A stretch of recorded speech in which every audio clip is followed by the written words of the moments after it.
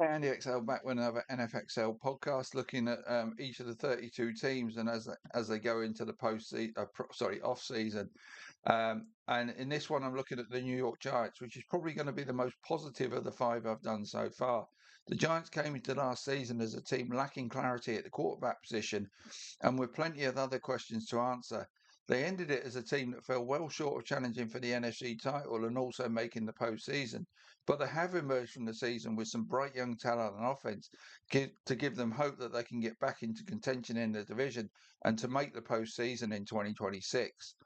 Now, looking at the rest of the division, the Eagles have regressed from their Super Bowl season. The Commanders struggled last year, having lost key players to injury, whilst the Cowboys had won the most potent offense but had a defense full of holes for most of the season.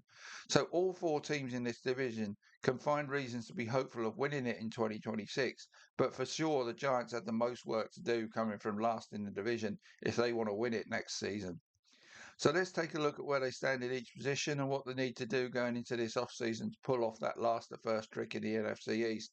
Well, they're going to have to do it with not much cap space and also lacking a third round draft pick. So they've got a first, second, and fourth as their early picks in the draft. Let's look at the positions, starting with quarterback. Now, Jackson Dart's been the talk of the town. He certainly has the moxie and attitude that make him beloved to the Giants fans, which is not the easiest thing to achieve for a starting quarterback for the Giants. Just ask Daniel Jones, Russell Wilson, et al. But to paraphrase from one of the greatest movies ever regarding Dart, is he the Messiah or just a very naughty boy? Yes, the Giants were 0-5 without Dart at quarterback and 4-8 with him, but that is not the full and accurate story being told here. And even with that ratio, that would make them a 6 or 7 win team for a full season of Dart. But he actually had a lower yardage per game and passer rating than Jameis Winston had for the Giants last season. So let's not go overboard about his abilities, is all I'm saying. There's some promise there from his rookie campaign, if you like, but still much more to come, or needs to come. He certainly has an X factor that you can't build into a quarterback, and his 35 yards a game rushing and 9 scores in just 12 games on the ground make him a clear dual threat quarterback for teams to worry about. But he is by nature a risk taker, which is why the Giants fans love him, both in terms of passing and putting himself at risk of injury on the ground. He certainly needs to show he learns from his mistakes rather than sometimes seeming to embrace risk, which is something the top quarterbacks quickly learn is not the path to success for their teams. It may lead to personal glory, but not for their teams. How I would put it is that he is a rough diamond right now, but with the right shaping and polishing, could turn into the gem the Giants need at quarterback. So let's have a look at the running backs. And a similar picture here. Cam Scatterbo and Tyrone Tracy give the Giants seemingly a fine pair of young backs that can give them all they need for years to come. Now, I love Scatterbo's senior year at Arizona State, and his willingness to carry the load and put his body on the line will, as with Dart, endear him to Giants fans. But he may need, like Dart, to harness that a little and only do so at key moments in games, rather than on every down to avoid injuries blighting his NFL career. When Scatterbo went down last season, Tyrone Tracy filled in admirably, as he did play well the previous year, and it may be wise for the Giants to give him a bigger share of the workload than he got when Scatterbo was available to reduce the injury risk for both, but Scatterbo in particular. Between them, they had over 1,600 scrimmage yards and 11 touchdowns from 23 games last season. If both could play near full seasons, that would give the Giants in excess of 2,000 yards and a touchdown a game from this pair, which would be more than any of their divisional rivals got from their backfields in 2025. Onto the wide receivers. With a variety of quarterback play, the Giants ranked 23rd for pass offense last season, but that flux of quarterback and the loss of Malik Nabers to injury after just 4 games hurt them really badly in terms of production from the wide position. But as we know, nature abhors a vacuum, and into this vacuum came Wandell Robinson. Robinson emerged to produce his first 1,000-yard season, but has now reached the end of his rookie deal and will be the free agent the Giants are most keen to find cap space to sign up for the long term. Getting him and Nabers working in tandem will give the Giants two viable 1,000-yard receivers to head their receiving corps, and they also have Darius Slayton to make it a very strong wide receiver trio for Jackson Dart to work with. Tight end, young tight ends Theo Johnson and Daniel Bellinger combined for over 800 yards and 7 touchdowns last season. Whilst that may not be elite level production, it doesn't need to be when the Giants had the running back and wide receiver weapons they look to have at their disposal. Bellinger's a free agent they need to re-sign though. Now the O-line, that is going to need some work this off-season, and let's get into it. So, with all the pieces in place for the Giants to have an explosive young offense next season, do they have the O-line to protect their quarterback and open lanes for the running game? This area was a massive issue for the Giants in the Daniel Jones era, but was certainly much better in 2025. They did still allow their quarterback to be sacked 48 times, though. Some of those were down to Dart hanging on to the ball too long. But reducing that number down to the low 30s next season has to be the target for the Chargers to achieve if they are to protect Dart from further injury. But the run blocking was excellent as the Giants ranked fourth for run offense. Although, on the flip side of the pass protection argument, Dart's ability as a runner stroke scrambler helped that ranking in that regard. So, not all the credit goes to the O line. But it is fair to say the pass protection has to improve, but the run blocking doesn't look to be an area of concern. Left tackle Andrew Thomas is excellent in both regards. Pending free agent right tackle Jermaine Eleanor graded well with PFF as a pass protector, but was not great in run blocking. Greg Van Roten was decent enough at right guard, although he is now 36 and another free agent. John Michael Smith was adequate at centre, whilst John Runyon didn't have a great season at left guard. Long-term injured Evan Neal is another who hits free agency, so it would be a surprise if he was back with the Giants in 2026, which probably means left guard is the biggest need for them, whilst the other guard position also needs to be addressed. And maybe a right tackle whose strength is a run blocker would be nice too, as they could do with re-signing Eleanor for passing downs. So there's two, maybe three additions needed there on the O line.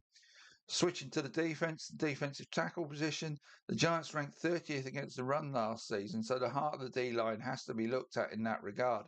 Now, Sexy Dexy Lawrence is one of the elite defensive tackles in the league, so that shifts the focus to Roy Robertson Harris, who's decent enough against the pass but not great against the run. So maybe drafting a run-stuffing defensive tackle would seem the best route for the Giants to improve that low ranking against the run. In terms of edge rushers, Brian Burns excelled for the Giants and Abdul Carter improved late in the season after some significant immaturity issues early in the campaign. Getting Kayvon Thibodeau back from injury and seeing a step up from Carter next season may give the Giants what they need off the edge in terms of pass rushing.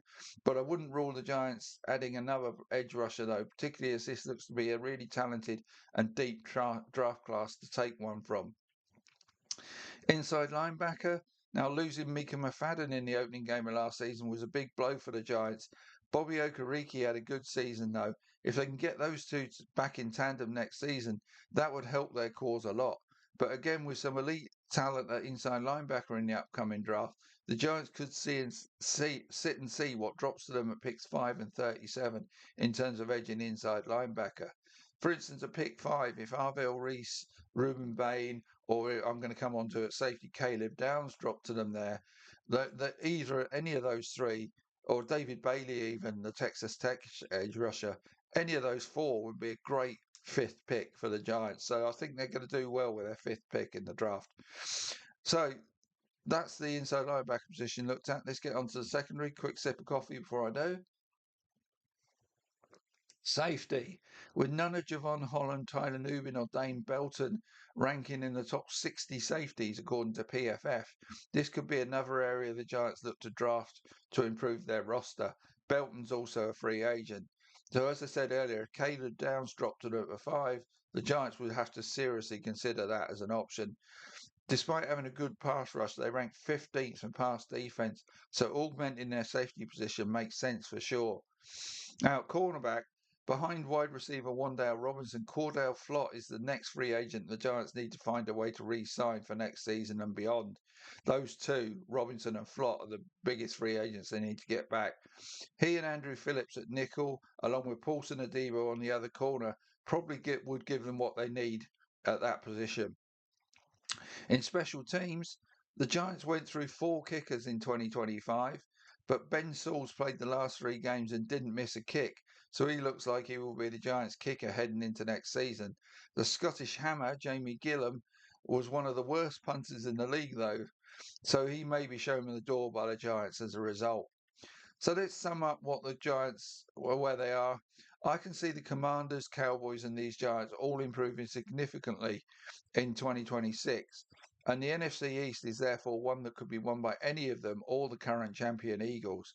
Looking at the needs identified in this piece and the lack of cap space available to the Giants, they may need to do the following: create cap space to re-sign Wan'Dale Robinson and Cordell Flott, see greater maturity from Jackson Dart, keep Dart and Scatterbo out of harm's way as much as possible, look at improving the O-line, particularly in pass protection and at the guard positions, add a run-stuffing defensive tackle, look to upgrade at safety if they can, take an edge rusher if one falls in their laps in the draft, same at inside linebacker, get a new punter. So there's a fair few things for him to do there, and that's what I say for a team coming from last to first. There's always a good piece of work to do, and they haven't got a lot of draft capital or cap space to do it with. So they need to have a strong off season. But with Dart, Neighbours, and Scatterbo all in place, if the Giants can retain Robinson and Flott, they will instantly be a much better team going into 2026. Seeing development in terms of not being exposing themselves to excessive risk from Dart and Scatterbo will be key to them remaining so throughout the season. Keep improving that O-line, especially the passer protection is another key, considering the pass rushes that the divisional rivals have for sure. And they need to max out picks 5 and 37 in the draft. They have a chance of elite talent at inside linebacker, safety, and edge falling to them in round one. And if they do have to take them, regardless of the O, they have to take them, I should say, regardless of the O line need. But that needs looking at too. They do not have a third round pick, as I say, in this draft. So pick 105 early in round four is another they need to nail if they're to tick off their main needs, as doing much in free agency may not be even given their cap space situation. That could be a spot to look for an O lineman or defensive tackle to fill their specific needs. So next season is going to be a pivotal one for the Giants. If they see improvement from their young players, the likes of Dart, Scatterbo, Abdul Carter, and if they can get that and use those draft picks really well, then making the postseason is definitely achievable, and maybe even a last the first tilt at a divisional title too if the other teams disappoint.